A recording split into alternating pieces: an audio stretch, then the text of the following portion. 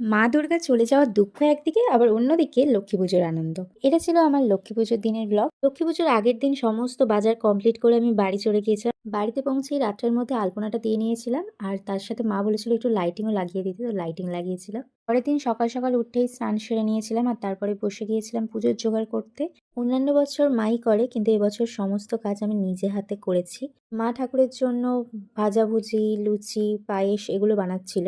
জানো, এই ২ বছর আগেরই কথা, তখন আমাদের বাড়ি এইভাবে লক্ষ্মী পুজো হতো না। অনেক বড় করে পুজো হতো, আর প্রতিষ্ঠিত মন্দিরে পুজো হতো। আমার দিদা মারা যাওয়ার পর থেকে, তারপর থেকে সবাই আলাদা হয়ে যাওয়ার পর এইভাবেই পুজো হয়। মায়ের শরীর ভালো থাকলে খই, মুরগি, নাড়ু এগুলো সব বাড়িতে বানানো হয়, কিন্তু এই বছর সব দোকান থেকে আনা। আর এখানে আমার পুজোর জোগাড় সমস্ত রেডি হয়ে গিয়েছিল। ঠাকুর মশাই এসেছিল ৫টার দিকে। তারপরে আমি আর মা অঞ্জলি দিয়ে নিলাম, আর পুজো কমপ্লিট হওয়ার পরে আমি লক্ষ্মী পাঁচালী পড়ছিলাম, কারণ লক্ষ্মী পাঁচালী আমার পড়তে আর শুনতে খুব ভালো লাগে ছোটবেলা থেকে। আমি তো আমার লক্ষ্মী পুজোটা এইভাবেই কাটালাম। ভালো লাগলে সাবস্ক্রাইব করে